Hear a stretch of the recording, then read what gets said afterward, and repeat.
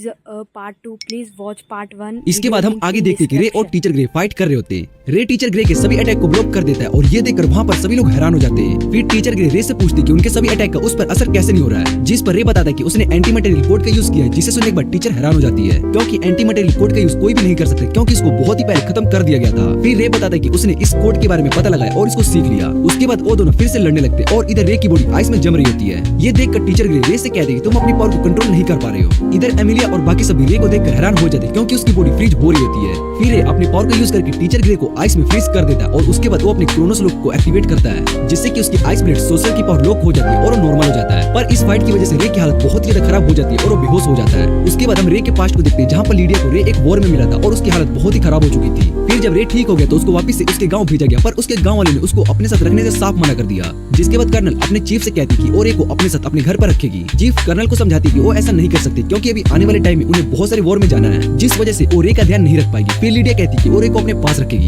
तभी रे वहाँ पर आ जाता है और लीडिया रे से पूछती कि वो आगे क्या करना चाहता है, जिस पर लीडिया को बताते कि वो उनके साथ रहना चाहता है और ये सुनकर लीडिया बहुत ही ज्यादा खुश हो जाती है। लीडिया रे को अपनी आइस ब्लेड सोर्सर की पावर देती है और उससे कहती है कि मैं आज से तुम्हारी मास्टर हूँ, इसलिए अब तुम हमारे साथ रहोगे और मैं तुम्हें एक अच्छा सोर्सर बनाऊंगी। कुछ सालों बाद रे उन सभी के साथ वॉर में भी जाने लगता है। रे भी एक स्ट्रॉन्ग सोर्सर बन गया और एक दिन वॉर में हावर्ड की मौत रे के सामने हो जाती है। हावर्ड ने रे को सोर्ड चलाना सिखाया था, जिसे देखकर रे को बहुत ज्यादा दुख होता है और ओवर हीटिंग की वजह से वो अपनी पावर को कंट्रोल नहीं कर पा रहा होता है। जिसके बाद वहाँ पर एक बहुत बड़ा ब्लास्ट होता है और उस ब्लास्ट की वजह से लीडिया को बहुत ही चोट आती है। फिर जब रे को होश आता है तो वो अपने पास मास्टर लीडिया को देखता है और सोचने लगता है कि अभी उसने जो भी कुछ देखा था वो सिर्फ एक सपना था। लीडिया रे से पूछती है क्या वो ठीक है, जिस पर ये बताता है कि वो ठीक है। फिर लीडिया से माफी मांगता है कि उसने अपने पावर का यूज किया, जिस पर लीडिया बताती है कि उसने बिल्कुल सही किया, इसलिए तुम्हें इसके लिए माफी नहीं मांगनी चाहिए। और रे अपने दोस्तों के बारे में पूछता है कि क्या वो सब ठीक है। प्रिंसिपल एबे बताती है कि उन सभी को ज्यादा चोट नहीं आई है, इसलिए वो जल्दी रिकवर हो जाएंगे। फिर लीडिया रे से कहती है कि जब तुम ठीक हो जाओ तब तुम मुझसे मिलने के लिए घर जरूर आना। इतने कहने के बाद लीडिया वहाँ से चली जाती। फिर केरला रे को बताती है कि मास्टर लीडिया तुम्हारे लिए बहुत ही परेशान थी, इसलिए वो जल्दी से यहाँ एकेडमी में तुम्हें देखने के लिए आ गई। उसके बाद केरला भी वहाँ से चली जाती है और प्रिंसिपल एबे रे से कहती है कि मैं इस डिसीजन के खिलाफ थी कि तुम्हें इस एकेडमी में ना भेजा जाए, क्योंकि तुमने अपना बचपन वॉर और बैटलफील्ड में बिताया जहाँ पर तुमने सिर्फ बहुत सारे लोगों को मरते हुए देखा है। इसलिए मुझे लगा कि तुम इस एकेडमी में ठीक से नहीं रह पाओगे, जहाँ सभी नॉवेल्स तुम जैसे एक ओडर्नी के साथ अच्छे से बिहेव नहीं करेंगे। पर लीडिया ने एबे से रिक्वेस्ट की थी कि रे को इस एकेडमी में ज्वाइन कर दे, क्योंकि लीडिया नहीं चाहती थी कि रे की लाइफ ऐसे वॉर और बैटलफील्ड की वजह से खराब हो जाए। लीडिया को लगता था कि तुम्हें अभी अपने एज के लोगों की जरूरत है जिन्हें तुम समझ सको, तुम्हें किसी बैटलफील्ड या फिर बेड की जरूरत नहीं है। इसलिए लीडिया ने मुझसे पहली बार रिक्वेस्ट की थी कि तुम्हें इस एकेडमी में भेजा जाए ताकि तुम अपनी लाइफ को अच्छे से एंजॉय कर सको। इधर एकेडमी के बाहर लीडिया की ईस्ट वॉर के बाद गायब हो चुके थे। लोगों को खोया है, उसकी ओवरहीटिंग की वजह से बहुत सारे लोगों की जान जा चुकी है और उसके मास्टर की हालत भी उसी की वजह से हुई है। जिसे सुनने के बाद वो सभी बहुत ही ज्यादा हैरान हो जाते हैं। रे बताता है कि वो भी क्रोनोस लॉक स्पेल का यूज कर रहा है, जिससे कि उसकी पावर लॉक हो जाती है। एमिलिया से पूछती है तुम इसी कारण से सोर्सरी में अच्छे नहीं हो, जिस पर रे बताता है कि हाँ तुमने सही कहा। फिर उन सभी से कहता है कि मैंने तुमसे अपने पास्ट को छुपाया और तुम सभी को धोखे में रखा, इसलिए अब मुझे नहीं लगता कि मैं तुम सबके करीब रह सकता हूँ, क्योंकि मेरे हाथ इस समय खून से भरे पड़े और मैं हमेशा इसी के बारे में सोचता हूँ। जिसे सुनने के बाद एमिलिया रे से कहती है तुम एक बहुत ही अच्छे और काइंड पर्सन हो, इसलिए मैं चाहती हूँ कि तुम हमारे साथ ही रहो। फिर एवी और बाकी सभी रे से यही कहते हैं कि उन्हें रे के पास्ट से कोई भी परेशानी नहीं है, उन्हें रे पर पूरा भरोसा है, क्योंकि वो सब रे के साथ ही रहना चाहते थे, क्योंकि रे उनका दोस्त है और एक बहुत ही अच्छा इंसान भी है। जिसे सुनने के बाद रे खुश हो जाता है और रात में रे से मिलने के लिए एल्बर्ट आया होता है। रे एल्बर्ट से पूछते हैं तुम इतनी रात को किस काम के लिए आए हो, जिस पर एल्बर्ट रे से माफी मांगने लगता है। एल्बर्ट रे से कहते हैं कि उसने उसके साथ बहुत ही बुरा किया जिसे वो बदल नहीं सकता है, पर एल्बर्ट को माफ कर देता है और उसे कहता है कि तुम एक अच्छे इंसान हो, क्योंकि तुमने अपनी गलती को महसूस किया और अपनी गलती के लिए माफी मांगने के लिए आ गए, जिससे कि पता चलता है कि तुम एक अच्छे इंसान हो। और फिर एल्बर्ट रे से कहते हैं कि तुम इतने स्ट्रॉन्ग कैसे हो, जिस पर रे बताता है कि ब्लड लाइन और टैलेंट दोनों जन्म से ही मिलता है, जो कि बहुत ही अच्छी बात है, पर वही सब कुछ नहीं होता है। तुम्हें एक अच्छे इन्वायरमेंट के साथ एक अच्छे एफर्ट्स की जरूरत है और उसके साथ तुम स्ट्रॉन्ग बन सकते हो, क्योंकि जिस इन्वायरमेंट में मैं रहता हूँ वहाँ पर मुझे बहुत कुछ सिखाया जाता है और मैंने बहुत ही एफर्ट भी किया है, इसलिए तुम्हें भी अब एफर्ट्स डालने की जरूरत है और इस बात को समझना होगा कि तुम भी स्ट्रॉन्ग बन सकते हो, पर तुम्हें इन सब के लिए खुद मेहनत करनी पड़ेगी और खुद पर भरोसा रखना पड़ेगा।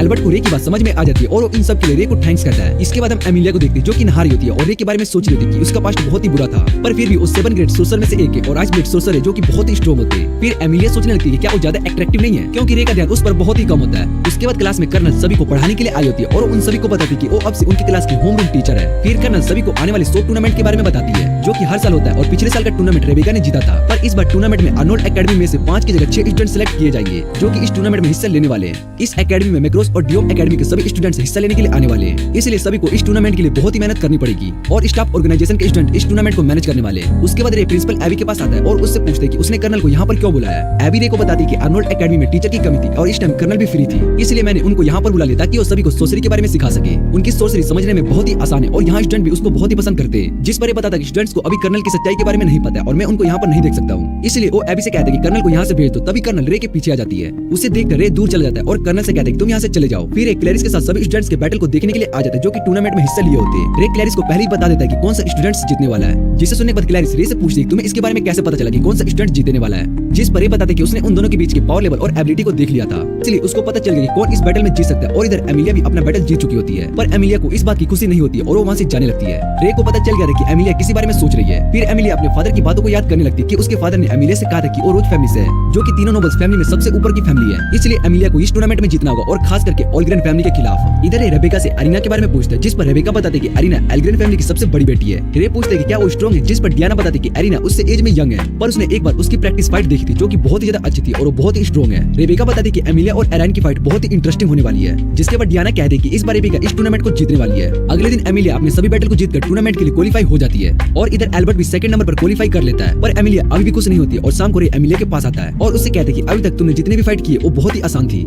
इसलिए तुम खुश नहीं हो। और वो एमिलिया से कहते हैं कि मैं तुम्हें ट्रेनिंग दे सकता हूँ जिससे कि तुम स्ट्रॉन्ग बन सकती हो। फिर एमिलिया रे से पूछती है कि अगर तुमने मुझे ट्रेनिंग दी तो तुम्हारे पावर के बारे में सभी को पता चल जाएगा, जिस पर रे बताते कि वो सब मैनेज कर लेगा। फिर वो एमिलिया को एक बुक दिखाते जो कि उसके मास्टर लीडिया ने दी थी। रे एमिलिया से कहते कि ये बुक मेरे मास्टर की है और इसमें लिखी ट्रेनिंग मैनुअल को फॉलो करके तुम स्ट्रॉन्ग बन सकती हो। एमिलिया रे को ट्रेनिंग के लिए हाँ कर देती है और उसके बाद वो अपने पास्ट को याद करती है। जब बचपन में वो और अरियान दोनों पार्टी में मिले थे और उसके बाद वो दोनों एक बहुत ही अच्छे दोस्त बन गए। वो दोनों हमेशा साथ में रहते और साथ में खेलते और एक दिन टूर्नामेंट में एमिलिया अरियान से हार जाती है। उसके बाद से एमिलिया ने अरियान से बात करना छोड़ दिया और उससे दूर चली गई। इतना सोचने के बाद एमिलिया सो जाती है और अगले दिन वो रे को ढूंढने के लिए जाती है। तभी रे एमिलिया के सामने आता है और उसने एक मास्क पहना होता है। एमिलिया रे से उस मास्क के बारे में पूछती है, जिस पर रे बताते कि वो अब से मास्टर व्हाइट है, इसलिए एमिलिया को अब उसकी सारी बात माननी होगी और उसको रेंजर कहकर जवाब देना होगा। रे एमिलिया को 20 किलोमीटर रनिंग करने के लिए कहता है, जिसे सुनने के बाद एमिलिया रे से पूछती है कि उसको 20 किलोमीटर रनिंग क्यों करनी है। फिर रे एमिलिया को बताता है कि इससे तुम्हारी फिजिकल बॉडी स्ट्रॉन्ग हो जाएगी और उसके बाद रे एमिलिया को हर दिन ट्रेनिंग देने लगता है। एमिलिया भी रे की ट्रेनिंग के बाद बहुत ही ज्यादा थक जाती है और जब वो अपने सपने में अपने पास एलिसा और क्लैरिस को देखती है तभी रे उसके रूम में विंडो पर आ जाता है और उसको ट्रेनिंग के लिए उठा देता है। एमिलिया रे को देखकर बहुत ही ज्यादा डर जाती है और फिर डियाना और रेबेका भी रे के पास आती है।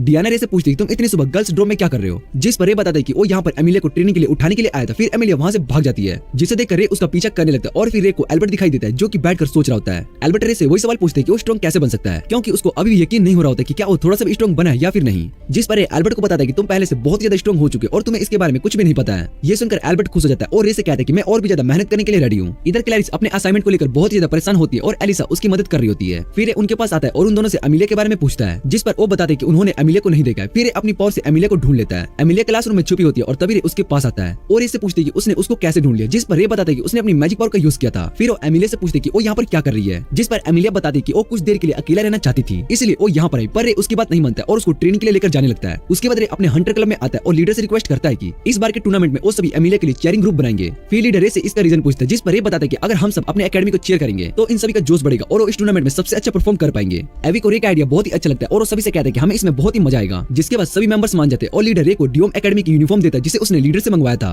अगले दिन रे डियोम एकेडमी की यूनिफॉर्म को पहनकर खुद को एक लड़की में बदल लेता है। इधर क्लैरिस और एलिसा दोनों एमिलिया की ट्रेनिंग में उसकी मदद कर रहे होते हैं। तभी वहाँ पर रे लड़की के रूप में आता है और एमिलिया को ट्रेनिंग के लिए गुड लक कहता है, जिसे सुनने के बाद एमिलिया उस लड़की को देखती है और सोचने लगती है कि ये कौन है। फिर डियाना और रेबेका को गुड मॉर्निंग कहकर जाने लगता है। डियाना डियोम एकेडमी की यूनिफॉर्म को देखकर पूछती है कि वो लड़की कौन है, लेकिन रेबेका को पता चल जाता है कि वो रे जिसने खुद को एक लड़की में बदल लिया है। इधर रे भी डियोम एकेडमी में पहुंच जाता है जहाँ पर उसको एक छोटी बच्ची रोते हुए दिखाई देती है। रे उस बच्ची से पूछते कि वो क्यों रो रही है, जिस पर वो बच्ची बताती कि वो अपनी बड़ी बहन को ढूंढ रही है। फिर उस बच्ची से उसका नाम पूछते, जिस पर वो बच्ची बताती कि उसका नाम टियाना एल्ग्रेन है, जिसे सुनने के बाद रे को पता चल जाता है कि वो अरियान की छोटी बहन है और उसके बाद रे उसको अपना नाम लिली व्हाइट बताता है। फिर वो दोनों साथ में अरियान को ढूंढने लगते हैं और लिली व्हाइट को डियोन एकेडमी के स्टूडेंट्स देखकर हैरान हो जाते हैं, क्योंकि लिली दिखने में बहुत ही ज्यादा सुंदर होती है। फिर अरियान को ढूंढ लेता है, जिसके बाद अरियान लिली को उसकी बहन का ख्याल रखने के लिए थैंक्स बोलती है और फिर लिली से पूछती है कि वो इस एकेडमी में किस रीजन से आई है, क्योंकि अरियान को ये बात पता चल गई होती है कि लिली उसकी एकेडमी की स्टूडेंट नहीं है और ये देखकर रे भी इंप्रेस हो जाता है। फिर अपनी रियल आवाज में अपनी सच्चाई बताता है, जिसे सुनकर अरियान बहुत ज्यादा हैरान हो जाती है। वो लिली से पूछती है कि तुम एक लड़के हो, जिस पर रे बताता है कि वो आर्नोल्ड एकेडमी का स्टूडेंट है और अमिलिया का एक अच्छा दोस्त। ये सुनने के बाद अरियान रे से पूछती है उसने अपनी आवाज को कैसे चेंज किया और उसकी बॉडी एकदम परफेक्ट लड़की की तरह ही दिख रही है, जिस पर रे बताता है कि उसने अपने मटेरियल कोड का यूज करके अपनी आवाज को चेंज किया है। फिर वो अरियान से कहते हैं कि वो यहाँ पर उसकी पावर को देखने के लिए आया है। अरियान रे की बात मान लेती है और उसे कहती है कि तुमने मेरी छोटी बहन की हेल्प की है, इसलिए वो रे के साथ फाइट करने के लिए मान जाती है और वो दोनों शॉर्ट बैटल के लिए रेडी हो जाते हैं, जहाँ अरियान रे को अपनी पावर दिखाती है और उसको हरा देती है और ये देखकर रे भी बहुत ही ज्यादा हैरान हो जाता है। फिर अरियान से कहता है कि तुम बहुत ही स्ट्रॉन्ग हो और इस बार अमिलिया भी बहुत ही मेहनत कर रही है, इसलिए इस टूर्नामेंट में अमिलिया अरियान को आसानी से नहीं जीतने देगी। अरियान रे से पूछती है क्या तुम इस टूर्नामेंट में हिस्सा नहीं लेने वाले हो, जिस पर रे बताता है कि वो स्टाफ ऑर्गेनाइजेशन का मेंबर है और उसने टूर्नामेंट में कुछ रीजन से हिस्सा नहीं लिया है। इतना कहने के बाद रे वहाँ से चला जाता है और इधर रास्ते में एक लड़की को रे गिरने से बचा लेता है। वो लड़की रे को देखकर हैरान हो जाती है क्योंकि रे अभी भी लिली के रूप में ही होता है, इसलिए वो दिखने में बहुत ही ज्यादा सुंदर होता है। फिर वो लड़की रे से उसका नाम पूछती है और रे उसको अपना नाम लिली व्हाइट बताता है, जिसके बाद वो लिली को अपना नाम मारिया ब्राडली बताती है। ये सुनकर लिली मारिया से पूछती है क्या तुम रेबेका की छोटी बहन हो, जिस पर मारिया लिली से पूछती है तो मेरी बहन के बारे में कैसे जानती हो। फिर लिली बताती है कि रेबेका ने उसकी मदद की इसलिए वो उसको अच्छे से जानती है। उसके बाद मारिया लिली से कहती है कि वो इस एकेडमी को देखने के लिए आई थी और अगले साल वो भी इस एकेडमी में पढ़ने वाली है। इतना कहने के बाद मारिया वहाँ से चली जाती है और फिर एमिलिया और बाकी सभी के पास आता है। इधर एमिलिया ने भी अपनी ट्रेनिंग को खत्म कर लिया होता है और लिली को देखकर वो अभी भी नहीं समझ पाती कि आखिर वो कौन है। फिर उन सभी को अपनी सच्चाई के बारे में बताता है कि वो रे है जो खुद को एक लड़की में बदल लिया है, जिसे सुनने के बाद वो सभी बहुत ही ज्यादा हैरान हो जाते हैं। फिर अगले दिन रे अपने सभी दोस्तों और अपने मास्टर के घर उन सभी से मिलने के लिए जाता है। लीडिया वहाँ पर उन सभी को देखकर बहुत ज्यादा खुश हो जाती है और वो सभी खुद को एक एक करके इंट्रोड्यूस करते हैं। एलिसा मिस लीडिया की बहुत बड़ी फैन होती है और उनसे ऑटोग्राफ मांगती है, जिसे सुनने के बाद लीडिया ऑटोग्राफ दे देती है। उस ऑटोग्राफ को देखकर एलिसा बहुत ही ज्यादा खुश हो जाती है। फिर क्लैरिस अपने बारे में मिस लीडिया को बताती है कि वो क्लेवलैंड फैमिली से है, जिसे सुनने के बाद मिस लीडिया क्लैरिस से पूछती है क्या तुम एक हंटर बनना चाहती हो,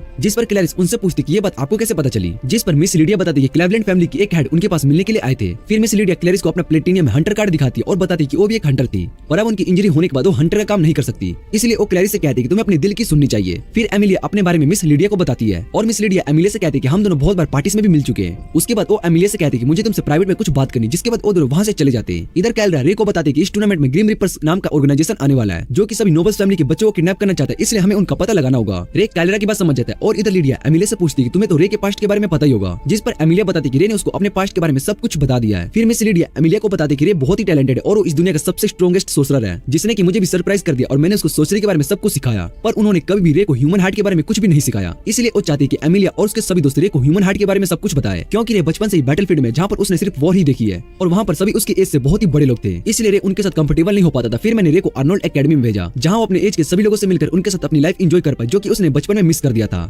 एमिलिया मिस लीडिया की बात समझ जाती है और उन्हें विश्वास दिलाती है कि वो सभी रे के अच्छे दोस्त बनकर रहेंगे। उसके बाद रे और सभी वापस एकेडमी में आ जाते हैं, जहाँ पर रे और एवी दोनों रूम में एक्सरसाइज कर रहे होते हैं। फिर अगले दिन एमिलिया के साथ शॉर्ट बैटल करने के लिए जंगल में जाता है, जहाँ पर वो दोनों शॉर्ट बैटल करते हैं। कुछ दिनों के बाद टूर्नामेंट वाला दिन आ जाता है। सभी एकेडमी के स्टूडेंट्स आर्नोल्ड एकेडमी में इस टूर्नामेंट के लिए आए होते हैं। प्रिंसिपल एवे इस टूर्नामेंट को शुरू करती है, जिसके बाद हम अरियान और एमिलिया को देखते हैं। अरियान एमिलिया से कहती है कि वो उससे फाइनल राउंड में मिलेगी और एमिलिया उसकी बात मान लेती है। फिर पहली फाइट एमिलिया की होती है और एमिलिया वहाँ पर हंटर क्लब के सभी मेंबर्स को देखती है, जो कि उसको चेयर करने के लिए आए होते हैं। फिर बैटल शुरू होता है और एमिलिया इस बैटल को बहुत ही आसानी से खत्म कर देती है, जिसे देखकर सभी बहुत ज्यादा खुश हो जाते हैं और कर्नल बताते हैं कि एमिलिया ने बैटल शुरू होते ही अपनी सोर्सरी का यूज किया। फिर जब ओपोनेंट एमिलिया पर अटैक करने के लिए आता है, तभी वो एमिलिया के ट्रैप में फंस जाता है और इस बैटल को हार जाता है। उसके बाद रे एल्बर्ट के पास उसे रोज देने के लिए आया होता है और उसको फाइट के लिए गुड लक कहता है। एल्बर्ट ग्राउंड में आ जाता है और उसकी फाइट अरीना के साथ होने वाली होती है। इस फाइट में एल्बर्ट बहुत ही अच्छा करता है और अरीना पर भारी पड़ता है, लेकिन तभी अरीना अपनी पावर का यूज करती है और एल्बर्ट को ग्राउंड से बाहर फेंक देती है, जिससे कि वो इस बैटल को जीत जाती है और एमिलिया अरायन की पावर को देखकर बहुत ज्यादा हैरान हो जाती है। दूसरी तरफ रे स्टाफ ऑर्गेनाइजेशन के स्टूडेंट्स को ढूंढ रहा होता है। इधर कर्नल स्टेडियम में सभी स्टूडेंट्स को एंटरटेन करने के लिए गाने गाते हैं, जिसे सभी बहुत ज्यादा एंजॉय करते हैं। फिर रे के पास हंटर क्लब का लीडर आता है और उसको अपने साथ रूम में लेकर जाता है,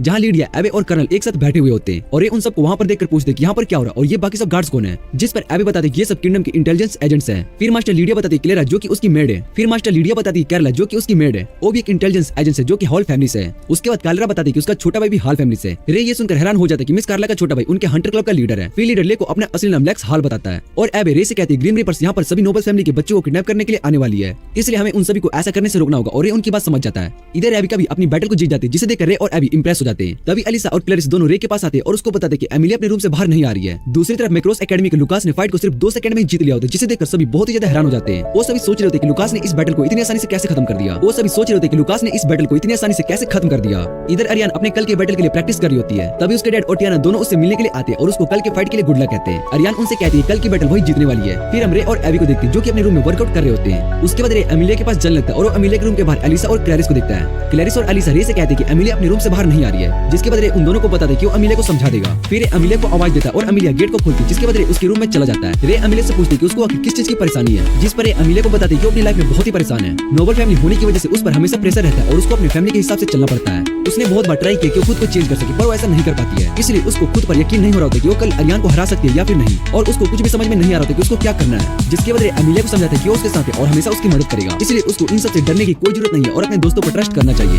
ये सुनने के बाद एमिलिया रे को हक कर लेती है और सो जाती है और रे भी उसके साथ ही होता है। फिर रे उस बैटल को याद करने लगता है जब जंगल में एमिलिया ने उसको हरा दिया था। तब उसको एमिलिया की असली पावर के बारे में पता चला था कि वो बहुत ही स्ट्रॉन्ग है। अगले दिन एमिलिया और अरियान के बीच में बैटल होने वाली होती है, इसलिए वो सभी आए होते हैं। रे एवी और एलिसा को बताता है कि उसने एमिलिया को समझा दिया और वो रूम में उसके साथ पूरी रात था। जिसे सुनने के बाद एवी और एलिसा दोनों बहुत ज्यादा हैरान हो जाते हैं। फिर रे वहाँ से चला जाता है और एवी सोचने लगता है कि रे कुछ ज्यादा ही अडल्ट वाले काम कर रहा है। दूसरी तरफ क्लैरिस इस बैटल के लिए बहुत ज्यादा लेट हो चुकी थी, तभी उसके पीछे एक मास्कमैन आ जाता है। इधर एमिलिया के पास उसको रोज देने के लिए आया होता है। फिर एमिलिया रे को एक बार और हक करती है और बैटल के लिए चली जाती है। फिर रे के पास लेक्स आता है और उसको बताता है कि क्लैरिस और कुछ नोबल्स को ग्रिम रिपर्स ने किडनैप कर लिया है। दूसरी तरफ ग्राउंड में एमिलिया और अरियान की फाइट शुरू हो जाती है और दोनों इस बैटल को बहुत ही अच्छे से लड़ रहे होते हैं। फिर अरियान अपनी पावर का यूज करती है और एमिलिया पर अटैक करने लगती है। इधर एमिलिया अपनी रियल पावर का यूज करने लगती है, जिसे देखकर सभी बहुत ही ज्यादा हैरान हो जाते हैं। फिर एमिलिया अरियान से कहती है कि मैं इस बैटल को नहीं हारने वाली हूँ। इधर एक क्लैरिस और बाकी सभी स्टूडेंट्स को ढूंढ लेता है, तभी वहाँ पर बहुत सारे ग्रीन रिपर्स आ जाते हैं। वो सभी वहाँ पर एक बैरियर बना लेते हैं जिससे कि वहाँ पर कोई भी ना भाग सके। फिर अपनी आइस ब्लेड सोसर की पावर का यूज करता है और उन सभी से लड़ने लगता है। दूसरी तरफ अरियान और एमिलिया की फाइट बहुत ही इंटेंस लेवल पर चली जाती है। अरियान अपनी पावर का यूज करके एमिलिया के सभी अटैक से बच जाती है। इधर अपनी पावर से सभी को फ्रीज कर देता है। फिर लेक्स भी वहाँ पर आ जाता है। रे लेक्स से कहता है कि उसने सभी दुश्मनों को फ्रीज कर दिया, इसलिए वो उन सभी को पकड़ सकते हैं। फिर क्लैरिस को लेकर एमिलिया की फाइट को देखने के लिए चला जाता है। अरियान एमिलिया पर अटैक करने के लिए जा रही होती है, जिससे कि एमिलिया डोज नहीं कर पाती है। फिर अरियान एमिलिया पर एक जोर से अटैक करती है, जिससे कि एमिलिया दूर जाकर गिरती है। एमिलिया को लग रहा होता है कि वो इस बैटल को नहीं जीत सकती, इसलिए वो हार मानने के लिए जा रही होती है। तभी रे वहाँ पर आकर एमिलिया को चीयर करने लगता है। रे को वहाँ पर देखकर एमिलिया की पावर वापस आ जाती है और वो इस बार अपने सबसे स्ट्रॉन्ग मैजिक को एक्टिव कर लेती है, जो कि बटरफ्लाई इफेक्ट होता है। उसको देखकर सभी बहुत ही ज्यादा हैरान हो जाते हैं और एमिलिया अरियान से कहती है कि अब वो इस बैटल को नहीं हारने वाली है। और इसी के साथ आइस ब्लेड सोसर का पार्ट 2 यहीं पर एंड हो जाता है।